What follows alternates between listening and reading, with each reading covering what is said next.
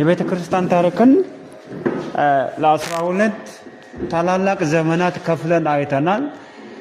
ባለፈው የተማርነው የመጀመሪያውን የወንጌል ዘመን የሚባለውን ከ4 ዓመተ ዓለም እስከ 33 ዓመተ ምህረት ያለውን በክርስቶስ ኢየሱስ ልደት ሞትና ትንሣኤ ላይ የሚያተኩረውን ክፍል ነው የተማርነው።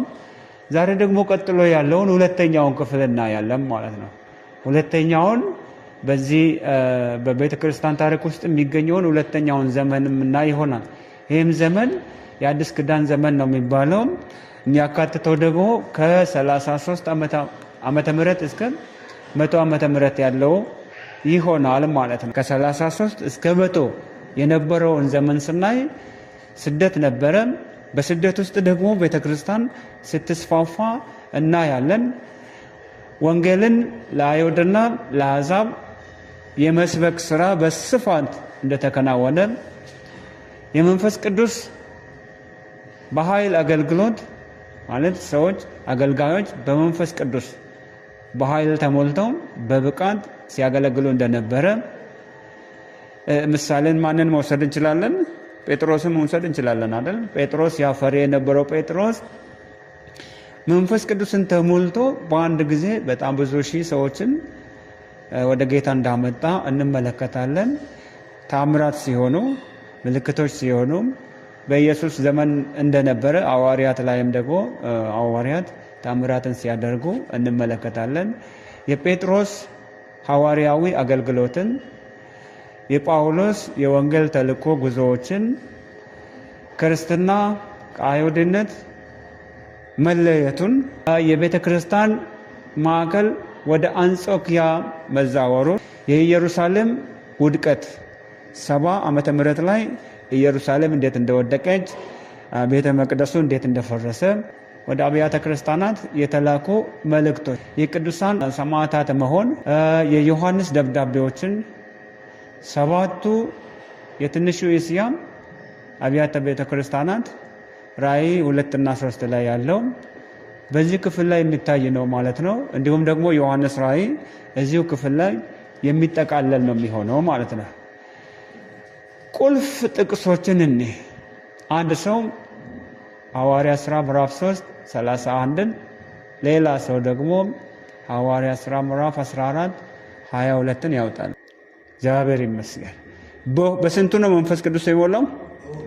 በሁሉም መንፈስ ቅዱስ ሞላባቸው። የእግዚአብሔርን ቃል ምን አደረጉም? በግልጥ ተናገሩ። ስለዚህ የእግዚአብሔርን ቃል በሙላት በግልጥ መናገር የሚቻለው የመንፈስ ቅዱስ ሙላት ሲኖር ነው ማለት ነው። ከዚህ በፊት ጌታ ኢየሱስ ክርስቶስ ምን ብሏቸው ነበረ? ኃይልን እስክትቀበሉ ምን አትጡ አይደል ያላቸው። አሁን ኃይል የመቀበል ጊዜ ደርሶ የመንፈስ ቅዱስ ሙላት በእነሱ ላይ ሲፈስ እናያለን። መንፈስ ቅዱስ ሙላት ሲመጣ ደግሞ አያስቀምጥም ሰውን፣ ቃሉን ይገልጣሉ ማለት። ይህን ዘመን ለሁለት ነው የምንከፍለው።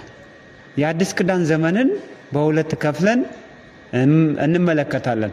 አንደኛውና የመጀመሪያው ቀዳማዊ የሐዋርያት ዘመን ይባላል። ቀዳማዊ የሐዋርያት ዘመን ከ33 እስከ 70 ዓመተ ምህረት ያለው ማለት ነው። ሁለተኛው ደግሞ ድህረ ሐዋርያት ዘመን ይባላል።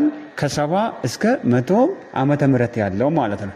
ስለዚህ አሁን የአዲስ ኪዳን ዘመንን ሁለት ቦታ ከፍለን የምናየው ለምንድን ነው? ዘመኑ አንድ ቢሆንም የተለያየ ገጽታ ስላለው በሁለት መክፈል እጅግ በጣም አስፈላጊ ስለሆነ ማለት ነው። የመጀመሪያውን ቀዳማዊ የሐዋርያት ዘመን ከ33 እስከ 70 ያልነው አበይት ፖለቲካዊ፣ ታሪካዊና ባህላዊ ዳራዎችን እናያለን ማለት ነው። እስከ 70 በነበረው ፖለቲካው ምን ይመስላል፣ ታሪካዊ ሁኔታው ምን ነበረ፣ ባህላቸው እንዴት ነበር የሚለውን ግዴታ ማየት አስፈላጊ ነው። ሮማውያን በፖለቲካዊና በወታደራዊ ኃይላቸው እንደገዘፉ ቀጠሉ። ኢየሱስ ክርስቶስ በአገልግሎት ላይ በነበረበት ጊዜ በሮማውያን ግዛት ስር ስለነበሩም አሁንም ቀጥሏል ነው የምለው። ከየት የቀጠለ ነው ማለት ነው? ኢየሱስ በነበረበት ጊዜ የነበረው ቀጥሏል። ስቲል አሁንም አይሁዶች በማን ነው እየተገዙ ያሉት? በሮማውያን አገዛዝ ስር ነው ያሉት ማለት ነው። እሺ አሁን ይሄ ፖለቲካውን ነው የሚነግረን። ያ መቀጠሉ ምን ተጽዕኖ አለው ነው። አሁን የሮም ንጉሥ ቀላውዲዮስ አይሁዳውያንን ከሮም አውጥቷቸው ነበረ ይላል። ለምንድን ነው ይሄ ንጉሥ ከሮም እንዲወጡ ያደረገው? ይሄ ማለት ነው አይሁዳውያን በሮም የሚኖሩ ይሁዲዎች ነበሩ። ይሄ ንጉሥ ግን ሮምን ለቀው እንዲወጡ ነው ያደረጋቸው። ሮምን ለቀው እንዲወጡ ነው ያደረጋቸው። ታሪክ ምንድን ነው የሚለው? ሁለት አይነት ክርስቲያኖች ነበሩ በሮም ብቻ ሳይሆን በሁሉም ቦታ ሁለት አይነት ነበሩ። አንደኛው የአሕዛብ ክርስቲያኖች፣ አሕዛብ የነበሩ ጌታ ኢየሱስን ተቀብለው ወደ ክርስትና የመጡ። ሁለተኛው ደግሞ አይሁዶች የነበሩ ግን ይሁዲነትን ትተው ወደ ክርስትና የመጡ ማለት ነው። በእነዚህ ሁለቱ መካከል አለመግባባት ተፈጠረ። ምንድነው አለመግባባቱም? ኢየሱስ መሲህ ነው የሚል ግሩፕና ኢየሱስ መሲህ አይደለም የሚል ግሩፕ መጣ ማለት ነው።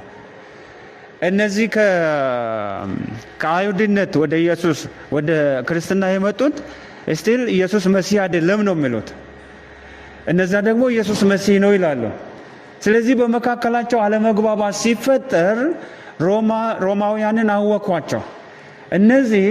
እነዚህ ክርስቶስ የሚለውን ስም ይዘው ስለሚሰብኩ እምነታቸውም ክርስትና ስለሆነ ክርስቶስ የሚባል ሰው አወከን አለ ንጉሡ ማለት ነው። ክርስቶስ የሚባል ሰው አወከን። ስለዚህም ክርስቶስ የሚባለውን የሚከተሉ ሰዎች ከሀገራችን መውጣት አለባቸው ብሎ ጠራርጎ አስወጣቸው ማለት ነው። ጠራርጎ አስወጣቸው።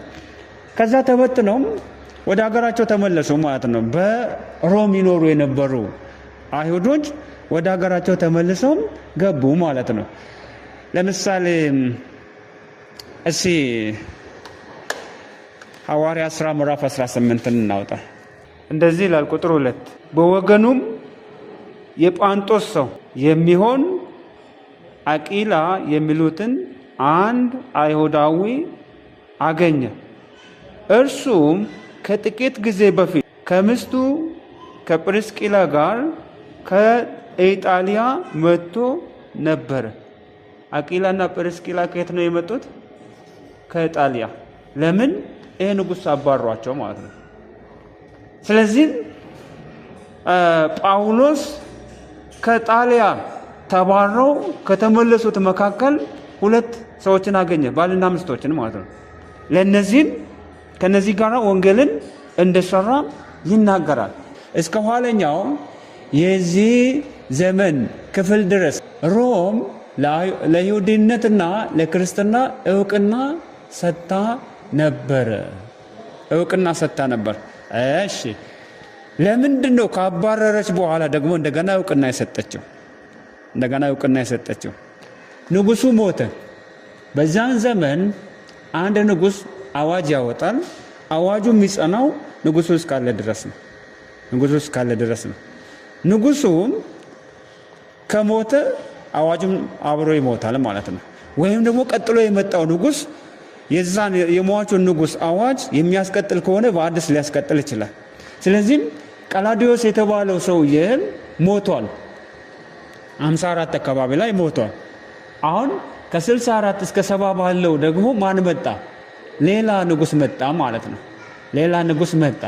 እሱ ንጉስ ምን አደረገ?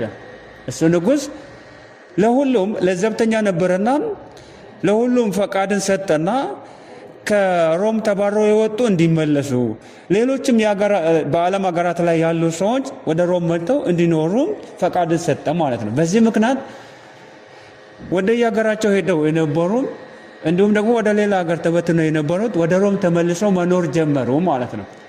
ይሄ ንጉስ ኔሮ ይባላል። ኔሮም ለዘብተኛ ነው፣ ብዙም አክራሪ አይደለም። ለክርስትና ምን አደረገ ማለት ነው? ፈቃድን ሰጠ። ተመልሰው ሮም ደግሞ በጣም ታዋቂ ከተማ ናት፣ የንግድ ሴንተር ናት።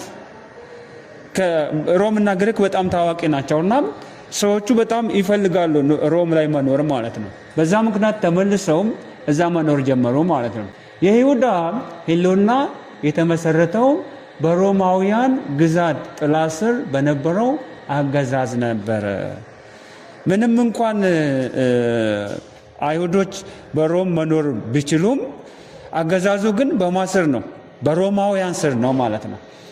ንጉሱ ቀጥታ መጥቶ አይገዛቸውም።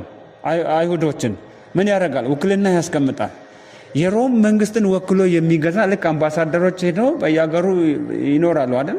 የኢትዮጵያ አምባሳደር ለምሳሌ ጣሊያን ላይ ያለ፣ አሜሪካ ላይ የተለያየ ቦታ ይላካል አይደል? ልክ አምባሳደር አንድ ሀገር እንደምትልክ አይሁዶቹን የሚገዛ አንድ ሰው ከሮማ ተወክሎ ይመጣል ማለት ነው። በእሱ አገዛዝ ስር ነው የሚሆኑት። ስለዚህ በ66 ዓመተ ምህረት አይሁዳውያን በሮማውያን ላይ አመፁ። አሁን ለምንድን ነው ያመፁት? ይህ ከሮም ተወክሎ የመጣው አይሁዳውያንን ሊገዛ የመጣው ገዢ ምን አደረገም? በጣም አከበደባቸው። በጣም ኑሮን አከበደባቸው። ግብር አበዛባቸው። ግብርን የሚጠየቁትን ግብር መክፈል አልቻሉም። ይሄ ሳይቀር ደግሞ ለቤተ መቅደስ አይሁዶች በጣም ትልቅ ስፍራ ይሰጣሉ። ቤተ መቅደሳቸው ውስጥ ገብቶ ጣዖትን አስቀመጠ። በዚህ ጊዜ ጦዘ ማለት ነው ነገሩ። ጣዖትን ሲያስቀምጥ አትችልም አሉ። እሱ ገብቶ ያስቀመጠውን ጣዖት አውጥተው ጣሉት። ግብር እንደሚፈለግ አልከፈላችሁም ብሎ ቤተ መቅደስ ገባና ቤተ መቅደስ ውስጥ የተቀመጠ ወርቅ አወጣ፣ ለራሱ ወሰደ ማለት ነው። ይህ መጨረሻ ሆነ። በዚህ ጊዜ ቤተ መቅደስ እንኳን ገብተ ወርቅ ልትወስድ መግባትም አትችልም ማለት ነው። በዚህ ጊዜም ኃይለኛ ጦርነት ነው የሆነው። መቼም 66 ላይ ማለት ነው። ይህ እንግዲህ የአመፁ መጀመሪያ ሆነ ማለት ነው። በእርግጥ በአንድ ጊዜ ፈነዳ አይደለም። በጣም መከራ ሲያበዛባቸው ብዙ ዓመታትን ታግሰው 66 ላይ ፈነዳ ነው ማለት ነው። በ60ዎቹ መጨረሻ ደግሞ መጥፋታቸውን እስኪከተሉ ድረስ ማለት 60ዎቹ መጨረሻ ማለት 70 ላይ ማለት ነው። ለ4 ዓመት ነው የተዋጉት። 66 ላይ ነው ጦርነቱ የጀመረው። 70 ላይ 1 ሚሊዮን አይሁዶች ናቸው ያለቁት። 1 ሚሊዮን አይሁዶች። ሮም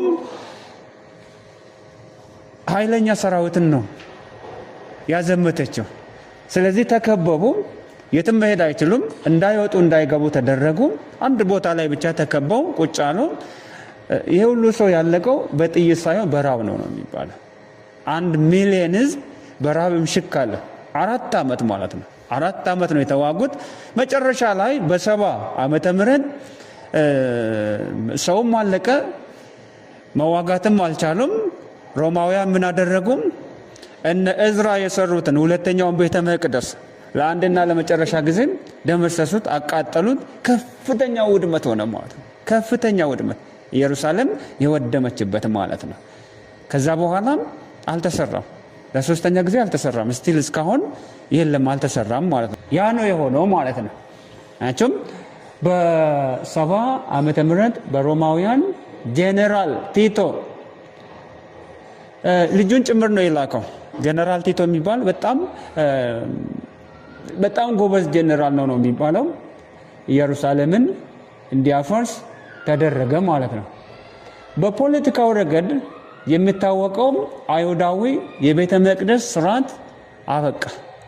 አሁን ከዛ በኋላ ለቤተ መቅደስ መቆቅሮ እኛ ግብር በዛ አንከፍልም፣ ቤተ መቅደስ አትገቡም የሚለው ጥያቄ ጭራሽ መነሳትም አይችልም። ተበታተኑ። ዓለም ላይ ነው የተበተኑት ማለት ነው። በዓለም ላይ ነው የተበተኑት። ኢየሩሳሌም በቃ ተደመሰሰች። ከዛ በኋላ ወደ ዓለም ሁሉ ነው የተበተኑት ማለት ነው። ጴጥሮስና ጳውሎስ ሁለቱም በ60ዎቹ ዓመተ ምህረት አጋማሽ ላይ በመስዋዕትነት ሞቱ። ሁለቱም ማለት ነው። 64 ላይ ነው የሞቱት ይባላል። የተለያየ መላምት ነው የሚሰጠው። ጴጥሮስ በመስቀል ላይ ነው አይደል የሞተው? ተዘቅዝቆም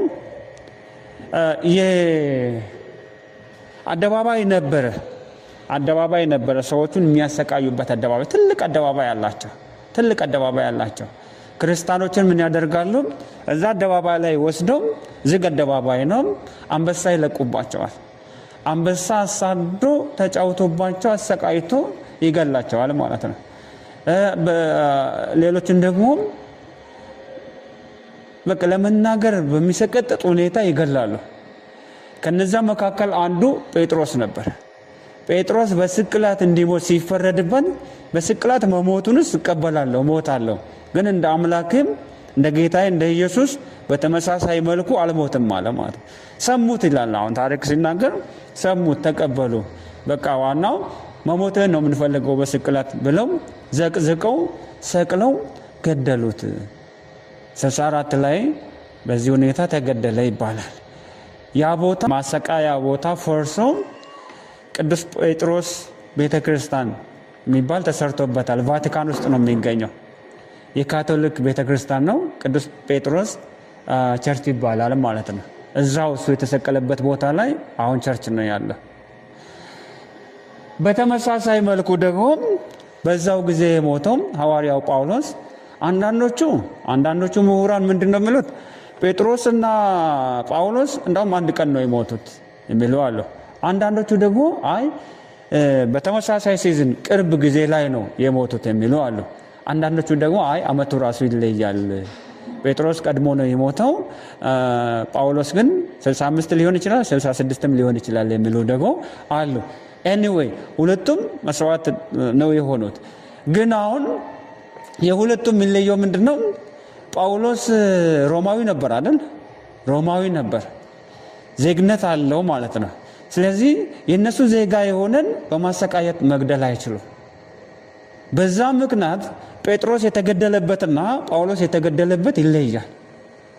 ጳውሎስን አንገቱን ቀልተው ነው የገደሉት በሰይፍ ማለት ነው። ጴጥሮስን ግን አሰቃይቶ መስቀል ላይ አሰቃይቶ ነው የገደሉት። ምንድነው ልዩነቱ? ለራሳቸው ዜጎች ክብር አላቸው። ሲገሉም ወዳሁኑ በሚገድል ሁኔታ ነው የሚገሉት እንጂ አያሰቃዩ። ወዳሁኑ በጣም በአፋጣኝ እንዲሞት ወዳሁኑ እንዲሞት ነው የሚያደርጉት እንጂ አያሰቃዩም ማለት ነው። በመስቀል በማቃጠል በአውሬ እንዲበላው በማድረግ አይገሉም። ስለዚህ ምንድነው ያደረጉት? አንገቱን ቀልተው ወዳሁኑ እንዲሞት ነው ያደረጉት ማለት ነው። ሁለቱም ግን መስዋዕትነት ከፍለው ነው የሞቱት። አበይት ሃይማኖታዊ እንቅስቃሴና እድገታቸው አሁን በዚህ ዘመን ላይ እንግዲህ ምንድነው የሆነው ማለት በመጀመሪያው ዘመን ማለት ነው። ከመቼ እስከ መቼም ከ33 እስከ 70 ባለው በዚህ ዘመን ላይ ሃይማኖታዊ እንቅስቃሴ ምን ይመስላል የሚለውን ደግሞ እስካሁን ያየነው ፖለቲካውን ነው። እሺ ከ33 ዓመተ ምህረት እስከ 70 ዓመተ ምህረት ያለው ቀዳማዊ የሐዋርያት ዘመን የሐዋርያት ሥራ ምዕራፍ 1 ቁጥር 8 ላይ የተጠቀሰው አፈጻጸሙን ይገልጻል። ምንድነው የተባለው? እስቲ አውጡና አንብቡ። ምንድነው የተባለው? 1:8 ላይ የሱን አፈጻጸም ነው የሚገልጸው። ያ ነው የተፈጸመው። ያ ፍጻሜውን ያገኘበት ክፍል ሆኖ እናገኛለን ነው የሚለን።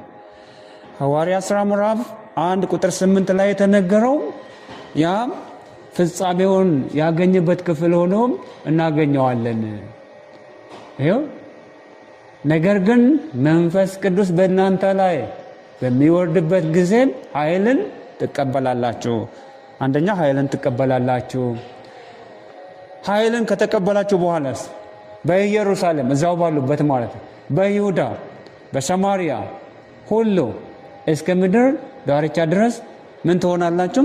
ምስክሮቼ ትሆናላችሁ ተብሎ የተጻፈው የተፈጸመበት ክፍል ነው። ይሄ ቤተክርስቲያን በ50ኛው ቀን ማለት ነው ጴንጤቆስጤ ቀን ተመሰረተች። እዚሁ ክፍል ላይ ስለሚገኝ ማለት ነው።